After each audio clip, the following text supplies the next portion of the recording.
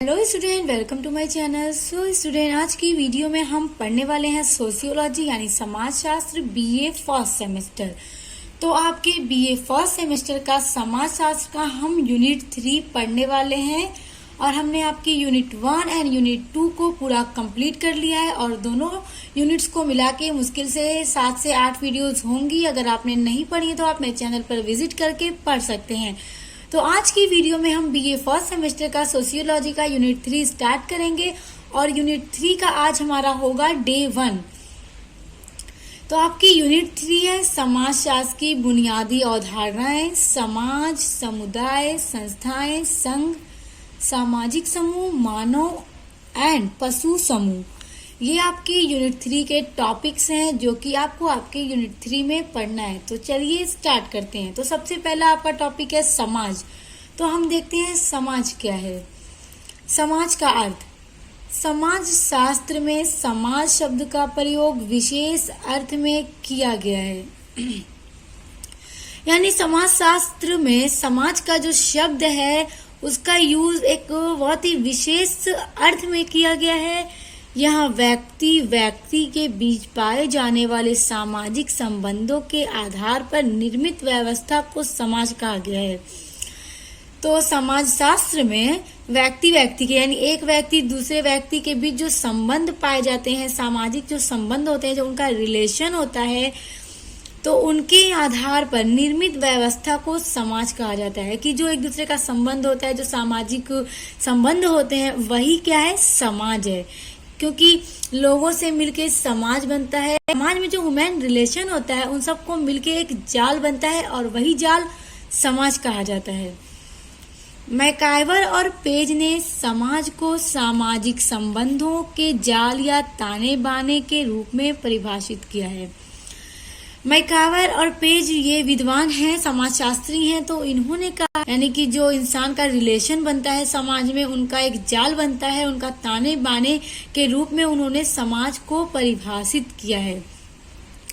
इन्होंने संबंधों की इस सदैव परिवर्तित होते रहने वाली जटिल व्यवस्था को समाज माना है। तो मैकाइवर और पेज ने क्या माना है, उन्होंने माना है कि जो समाज में लोगों का रिलेशन होता है वो सदैव परिवर्तित यानी वो हमेशा चेंज होता रहता है। मतलब कि रिलेशन है तो वो बढ़ता भी रहता है, आपका नया नया रिश्ता भी बनता रहता है लोगों का एक दूसरे से समाज में। तो वही कहने का मतलब है कि जटिल व्यवस्था को समाज कहते हैं, क्योंकि समाज में रहने वाले लोगों के रिलेशन बढ़ते रहते हैं तो उसी को हम समाज कहते हैं। गिडिंग्स के अनुसार, तो ये एक विद्वान है, इन्होंने अपने पॉइंट ऑफ व्यू से एक डेफिनेशन दी है। उनकी डेफिनेशन है कि समाज स्वयं संघ है, संगठन है, औपचारिक संबंधों का योग है जिसमें सहयोग देने वाले व्यक्ति एक दूसरे के साथ जुड़े हुए या संबद्ध हैं। तो गिडिंग्स का कहना है कि समाज अपने आप में एक संघ है, मतलब लोगों का एक संघ है, एक संगठन है, एक ऑर्गेनाइजेशन है।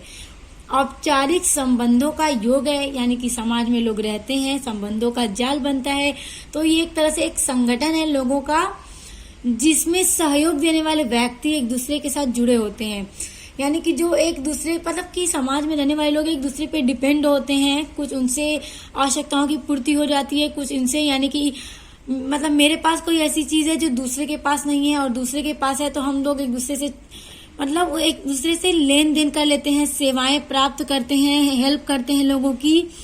तो वही है कि एक दूसरे के साथ जुड़े होते हैं, उनका एक दूसरे से संबंध होता है, वही समाज कहलाता है। र्यूटर के अनुसार, तो ये भी एक विद्वान है, इन्होंने कहा है कि समाज एक अमूर्त धारण है जो एक समूह के सदस्यों के बीच पाए जाने वाले पारस्परिक संबंधों की जटिलता का मतलब होता है संपूर्णता, यानी पूरी तरह से जटिलता का बोध कराती है।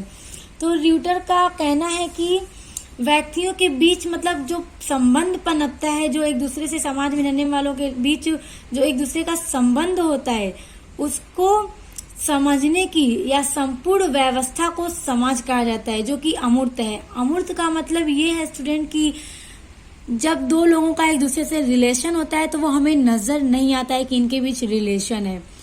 वो सिर्फ अमूर्त होता है, जो नजर तो नहीं आता है मगर हम उसको फील कर सकते हैं, महसूस कर सकते हैं। तो वही इनके कहने का मतलब है कि सदस्यों के बीच पाए जाने वाले पारस्परिक संबंध को समझने की एक प्रक्रिया है या फिर एक जटिलता का बोध कराती है, वही समाज है। और लोगों का जो रिलेशन होता है वो अमूर्त होता है, यानी दिखाई नहीं देता है, बस हम उसे फील कर सकते हैं।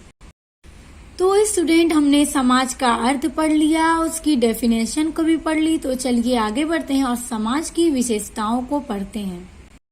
तो समाज की विशेषताओं में पहला पॉइंट है, समाज संबंधों की व्यवस्था है, न कि मनुष्यों का समूह। तो यहाँ पे कहने का मतलब है कि जो मनुष्यों के समूह को समाज कहकर संबोधित किया जाता है, यानी कि जो बहुत सारे मनुष्यों से मिलकर एक समूह बनता है उसको हम समाज कहते हैं। लेकिन वो संबंधों की व्यवस्था है, ना कि मनुष्यों की समूह की। इसका मतलब ये है कि एक एक मिलकर, यानी एक एक मनुष्य मिलकर बहुत से मनुष्यों का योग से समाज बनता है। लेकिन एक या कुछ व्यक्ति समाज नहीं होते, यानी कि एक एक व्यक्ति के समूह से मिलकर समाज बनता है, लेकिन एक व्यक्ति या सिर्फ कुछ व्यक्ति समाज मिलते, जब एक व्यक्ति या कुछ व्यक्ति मिलते हैं तो समाज नहीं बनता है, बल्कि बहुत सारे लोगों से, अनेक लोगों से जिनकी कोई गिनती नहीं है, उनके योग से एक समाज बनता है।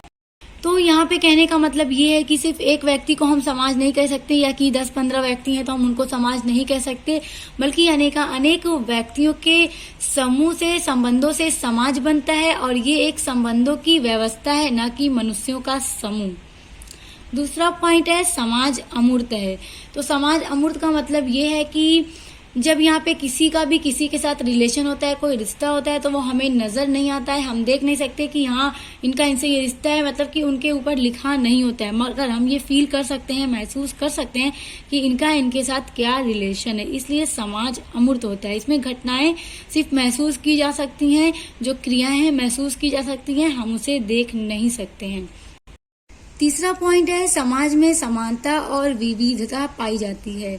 तो यहाँ पे कहने का मतलब ये है कि समाज की कल्पना हम मनुष्यों के बिना कर ही नहीं सकते, क्योंकि अगर मनुष्य नहीं होते तो समाज नहीं होता, मनुष्य हैं तो ही समाज है। और समाज में जितने भी लोग रहते हैं उन सब लोगों में कुछ समानताएं भी पाई जाती हैं और कुछ भिन्नताएं भी पाई जाती हैं।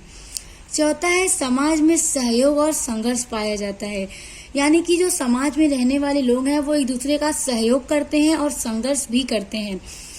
यानी कि समाज में कुछ चीजें ऐसी हैं जो आपके पास नहीं है और कुछ चीजें ऐसी हैं जो दूसरों के पास हैं।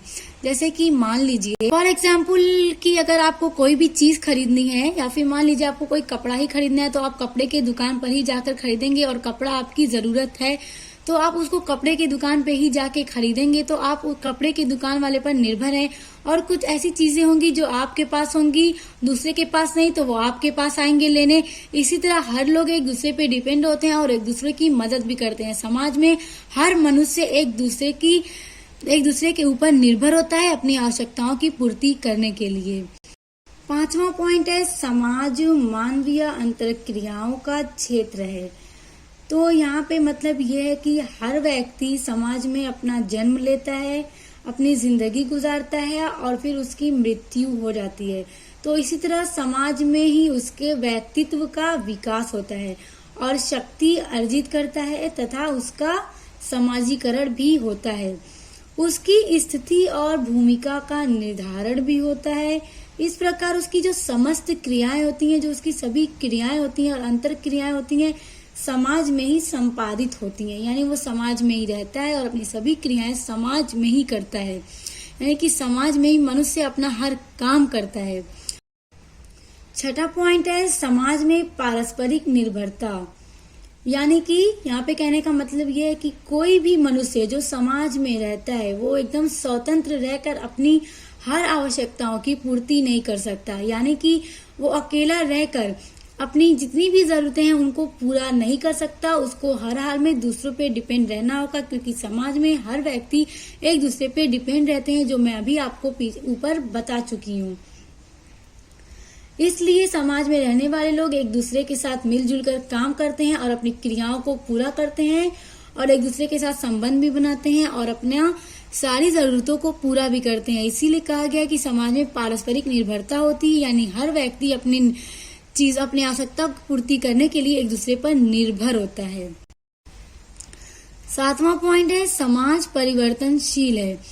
तो यहाँ पे कहने का मतलब ये है कि समाज में जितने भी लोग रहते हैं उनका जो रिलेशन होता है एक दूसरे के साथ वो परिवर्तनशील होता है, वो बदलता रहता है, वो चेंज होता है। ऐसा नहीं है कि समाज बस है तो है, एक जगह पे फिक्स कर दिया गया, अब इसमें कोई चेंज नहीं आएगा, कोई काम नहीं करेगा, ऐसा नहीं होता है। इसमें क्रियाएं होती हैं, घटनाएं होती हैं, अंतःक्रियाएं होती हैं, सोच विचार किया जाता है, रिश्ते बनते हैं, जुड़ते हैं, करते हैं, सब कुछ होता है। इसलिए समाज परिवर्तनशील है, यानी यहाँ पे चेंज आते रहते हैं।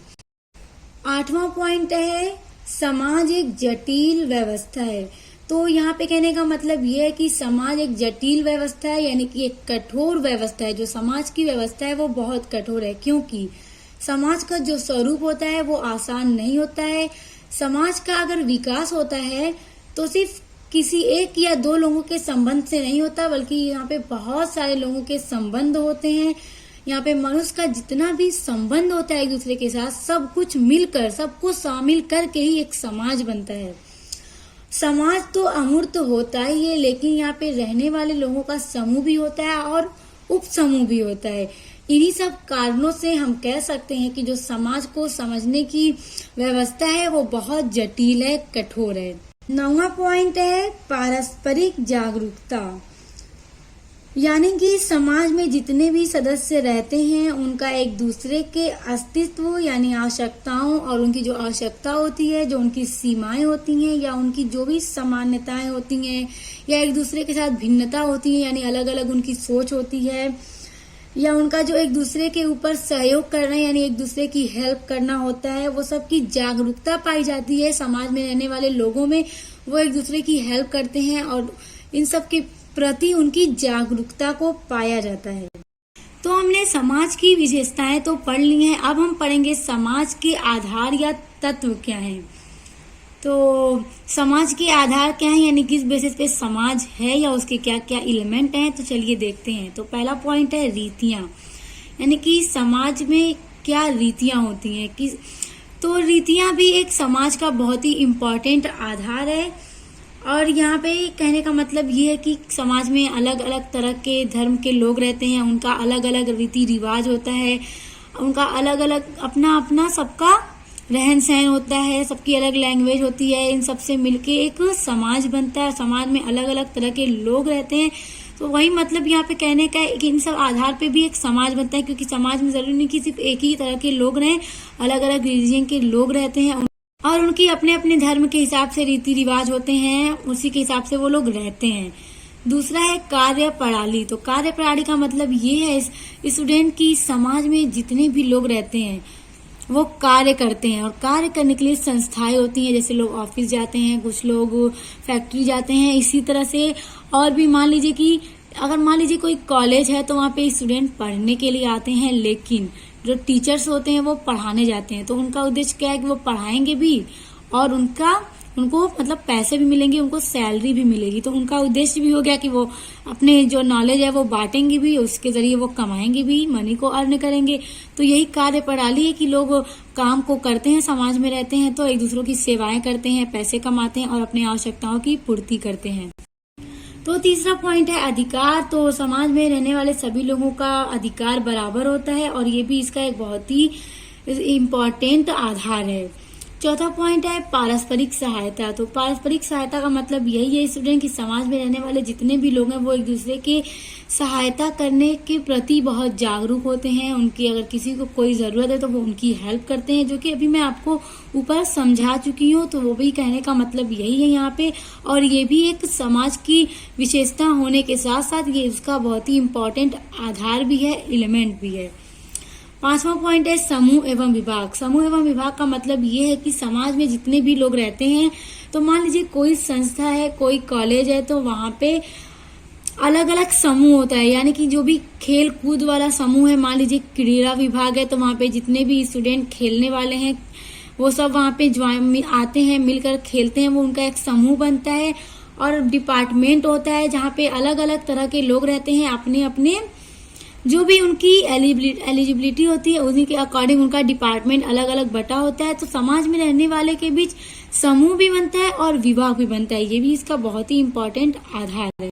छठा पॉइंट है स्वतंत्रता। तो समाज के एक आवश्यक तत्व के रूप में स्वतंत्रता को भी एक विशेष महत्व दिया गया है। समाज का अर्थ ये नहीं है कि वो मनमाने ढंग से, यानी कि मनुष्य यहाँ पे मनमाने ढंग से कार्य करे, व्यवहार या आचरण करने से नहीं है। यहाँ इसका तात्पर्य स्टूडेंट ये होता है कि व्यक्ति को अपने विकास हेतु उचित वातावरण प्रदान करने से है। यानी कि समाज में रहने का मतलब ये नहीं कि वो एकदम फ्री होके रहे, अलग अलग बट के रहे, अपने हिसाब से रहे, अपने हिसाब से सोचे, बल्कि ऐसा नहीं है।